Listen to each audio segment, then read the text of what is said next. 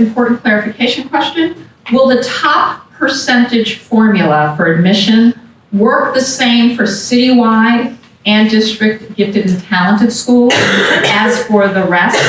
Even low performing schools, can you justify the answer? It will work the same in all middle schools. And, you know, I think that there are a few different justifications, but I'll be brief. I think, again, we find that the cohort of students has just as high a grade point average and just as high state test scores as the one that's selected now.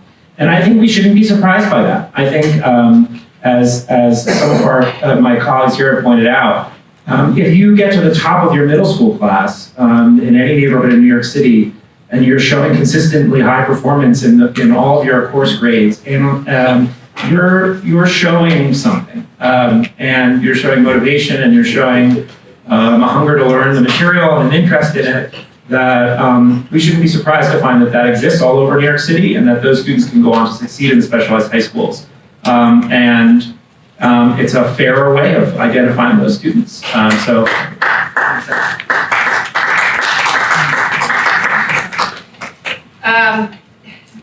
this is an interesting and a different question from a different perspective. I'm concerned about what the 7% cutoff per school will do to the learning environment within schools. Principals and teachers at my kids' school dread these proposed changes, setting up each school community to be a mini Hunger Games. So this seems to be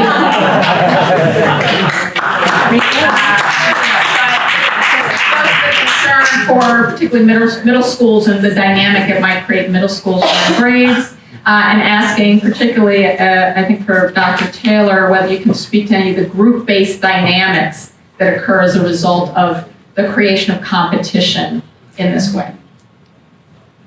Actually, I can't. I just would like to get on the soapbox for a second. And this is a bit of an unrealistic one. We're arguing about the apex of the pyramid, upper schools, high schools, and testing and the effect that it's having on decisions made at that level. You have to also realize that some of the proposals to fix the problems involve testing at the lower levels.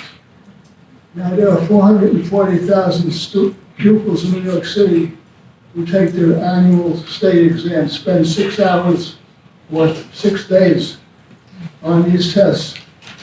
And what I'm thinking is we're fighting over scarce resources and few seats at the high school level, but what really needs to happen is to think more in terms of what we can do, and I'm sure this is not a novel idea, lower on when pre-K is good, K to 3 is good, so what about 3 to 8?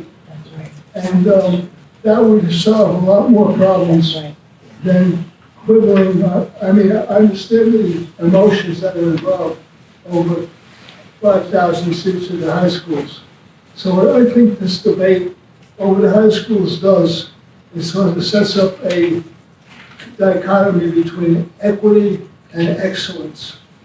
And it's almost like you can't have them both. And I don't believe that's true.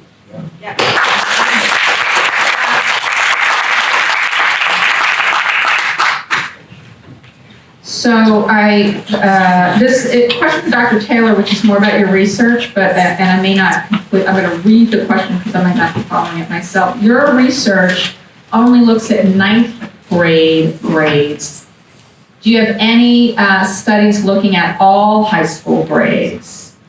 Okay, I actually have a little bit of a sense, but before I do that, I would like to go back to something Dr. Rave said.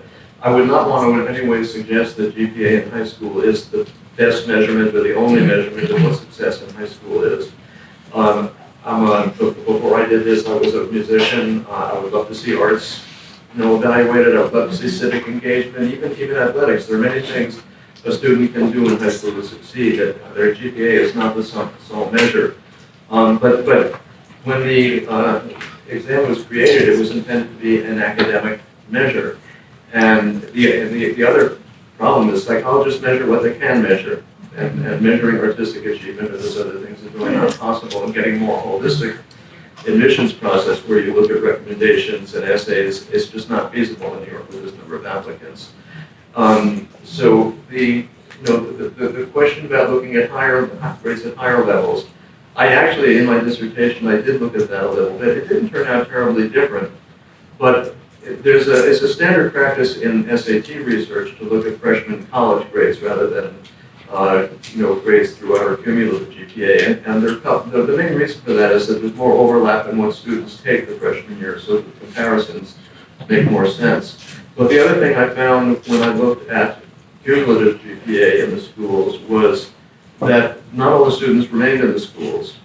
In particular, at Brooklyn Tech, there were many who left the school, and there may have been many reasons for that. Their families may have moved or whatever, but I found that the students who left the school had maybe a 12-point lower GPA than the students who remained.